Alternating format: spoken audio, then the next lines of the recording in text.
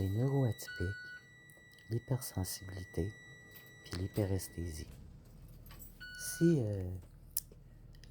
l'hypersensibilité est plutôt vue dans l'angle émotionnel, l'hyperesthésie, elle, c'est plutôt au niveau de la réception des stimuli sensoriels par notre système nerveux. C'est une exacerbation maximale à sensibilité de un ou plusieurs sens, comme la vue, l'ouïe, l'odorat, le goût, le toucher. Comme il y a l'hyperacousie, ça c'est une sensibilité au son, les bruits, ces choses-là. Moi de ce côté-là, je dirais que c'est celui qui est le moins touché, ou peut-être parce que j'ai eu comme une désensibilisation face à ça. Quand j'étais plus jeune, il fallait que je travaille. Je travaillais dans des bars. Donc, oui, quand il y a bien des bruits, s'il n'y a pas de musique, moi c'est la musique. Pour tout ce qui est surcharge, mon truc, c'est la musique. J'ai toujours de la musique dans ma tête, même quand il n'y a rien qui joue dans la maison, j'ai toujours de la musique dans ma tête. Puis quand je suis dans un environnement qui est très bruyant, comme mon autobus, j'ai tout le temps de la musique. Puis j'avertis mon patron, si mon radio il lâche, ça me prend absolument la radio. Moi, conduire, pas de musique, je suis pas capable. C'est comme si la musique, elle m'aidait à m'ancrer. Bref, ça marche pour moi. Au niveau visuel, c'est pas facile. Des fois, je dis que je vis un peu comme un vampire. Les grosses lumières. La lumière naturelle, j'ai moins de misère avec ça. Quoique le soleil, moi j'ai tout à fait les lunettes de soleil. Mais j'ai moins de misère avec la lumière naturelle. Tout ce qui est les lumières artificielles, ça c'est une autre histoire. Les néons pourraient me faire mourir.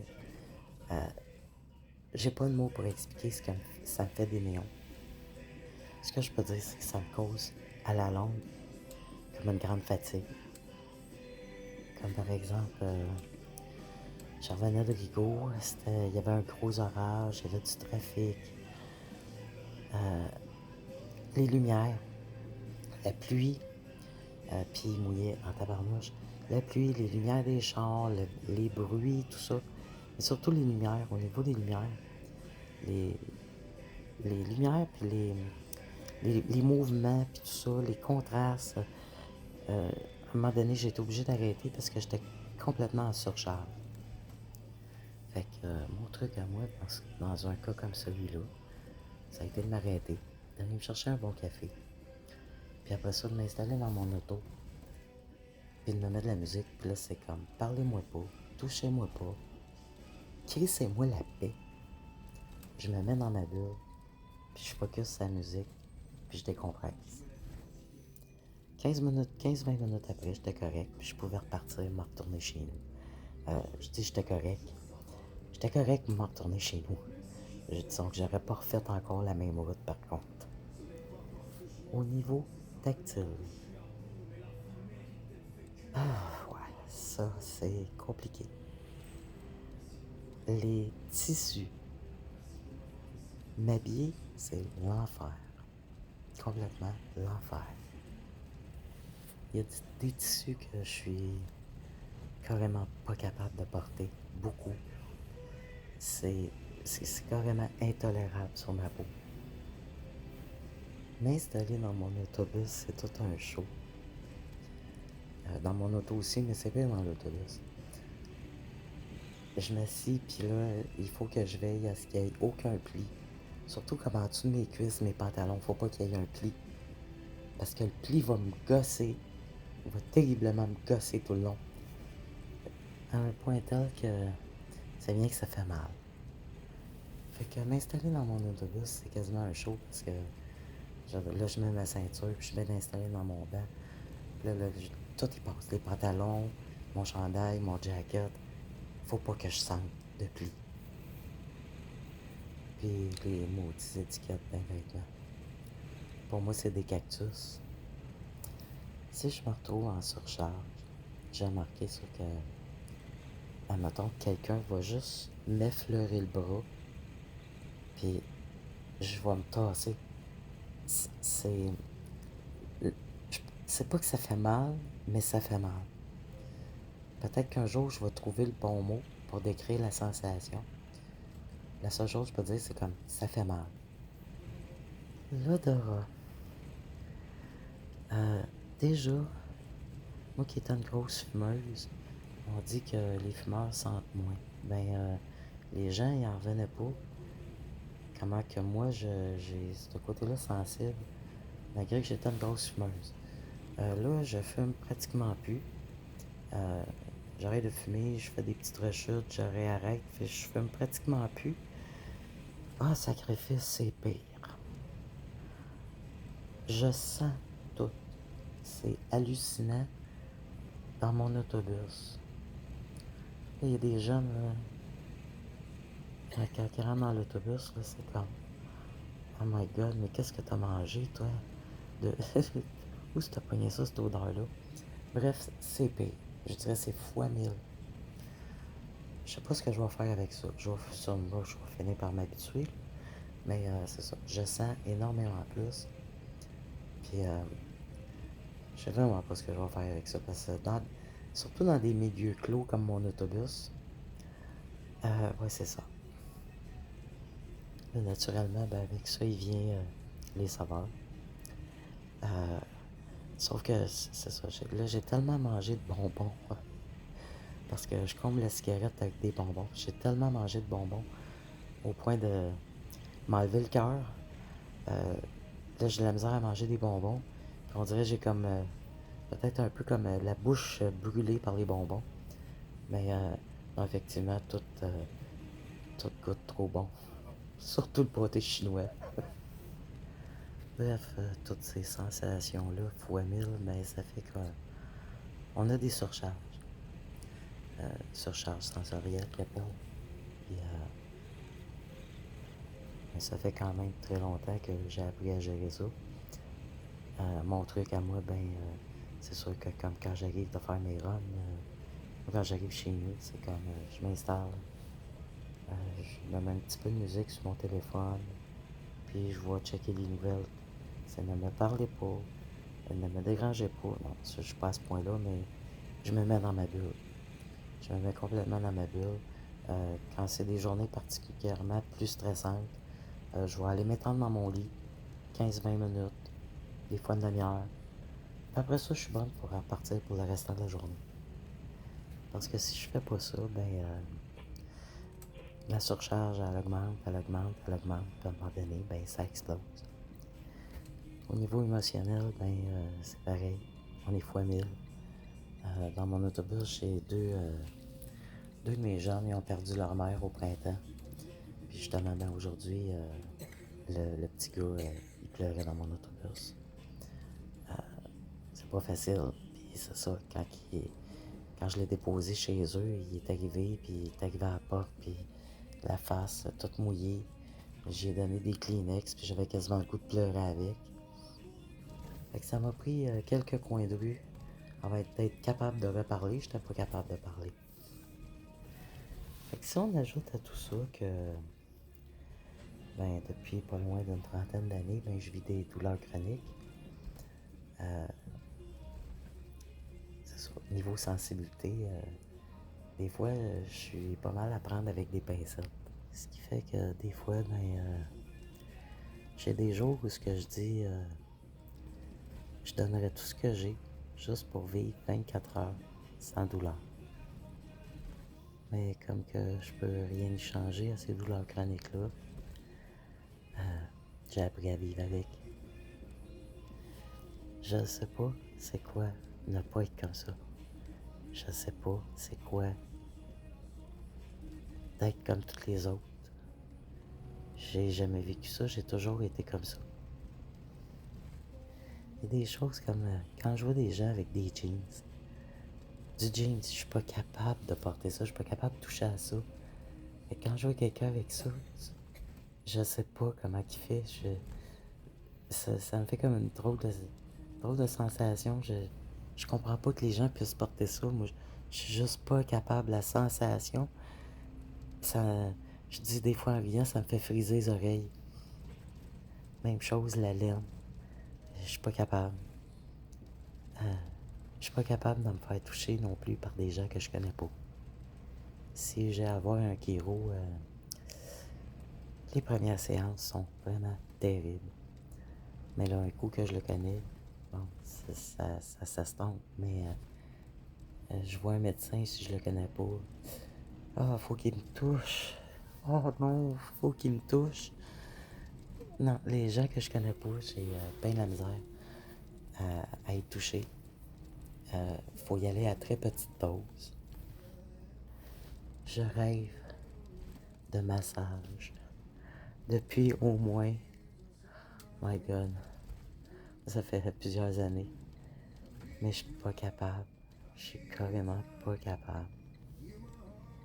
Fait que aller voir un masseur ou une masseuse, je les connais pas. Je suis pas capable. Le chaud et le froid. Le froid, je fais de l'arthrose en plus.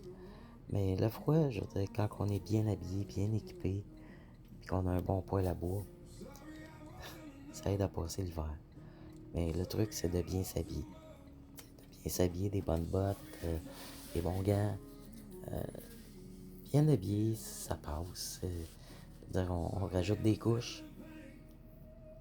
Mais la chaleur, oh my God. J'ai plus de misère avec la chaleur. C'est simple, moi, il fait 21 degrés, puis c'est ça, je tout trempe. J'ai le dos tout trempe. Je souffre très facilement de la chaleur. Puis cette valeur, mais en hiver, on peut rajouter des couches, mais à un moment donné, en été, on peut plus de m'enlever. Je pense que qu'est-ce qui aide pas pour moi pour la chaleur, c'est... j'ai jamais le fond de la tête qui sèche. Je suis toujours moite, je suis toujours... Puis c'est cette sensation-là qui vient que je suis plus capable de la supporter. Le chlore. Je ne suis pas capable de, de me baigner dans une piscine. Le chlore, je suis pas capable.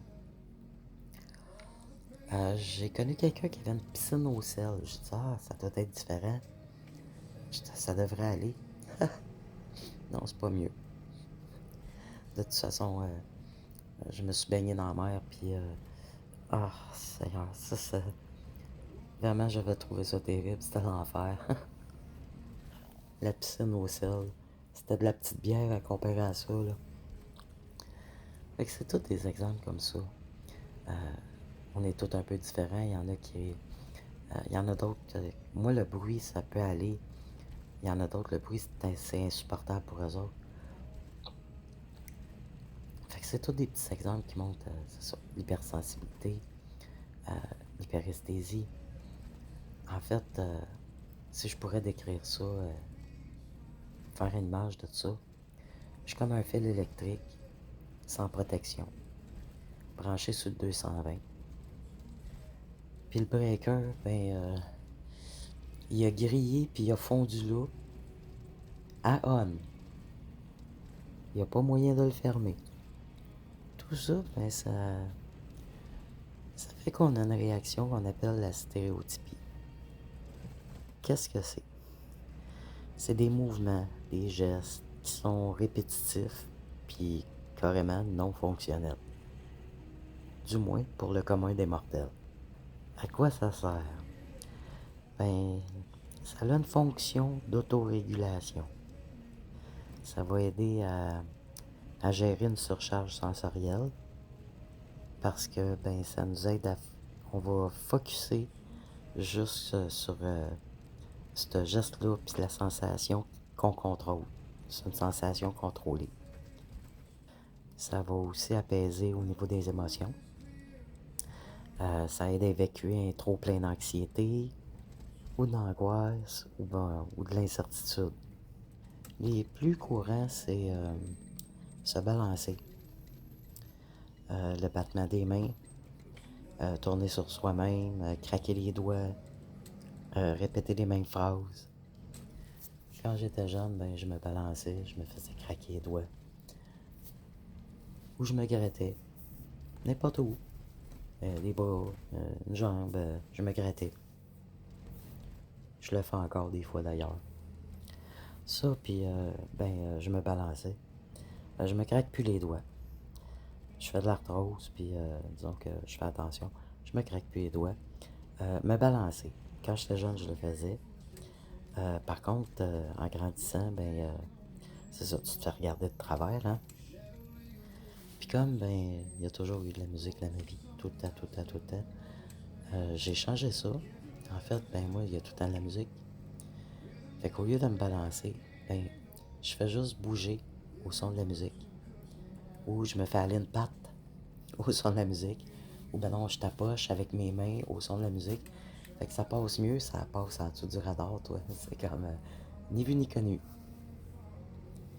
Quand je suis très, très, très, très stressé, vraiment quand je suis en grosse surcharge, très, très, très stressé, je vais me répéter.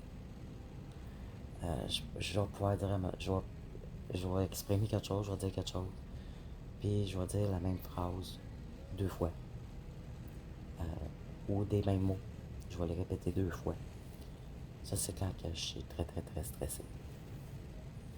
C'est sûr que pour d'autres ont d'autres stéréotypies.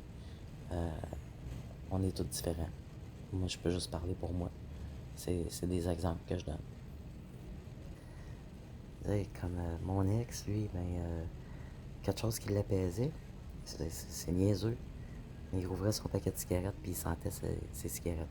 C'est vrai que du tabac frais, ça sent mauditement meilleur que du tabac qui brûle. Ça, puis du café. Aussi con que il prenait le pot de café, il ouvrait le pot de café puis il sentait le café. Puis ça, ça l'apaisait. Parce que, bon, là, j'ai un ex qui était neuroatypique aussi. Fait que lui, c'est son truc à lui. Ça, puis taper des. Pas taper des mains, mais avec ses mains. Il tapait. Il tapait sur le dossier du divan. Il tapait tout partout. Il tapait. Il tapait. C'était sa manière à lui. Ah, puis une chose que j'avais oublié, mais qui vient de me revenir. On avait toujours une couverte sur le divan. Et en prenant de ses doigts, puis en frottant de ses doigts comme ça. À un moment donné, là, après 8 ans, là, la couverte, là, elle faisait dur. Fait que, en gros, l'hypersensibilité, l'hyperesthésie, c'est ça. Prochain sujet, les troubles de communication et les troubles du langage.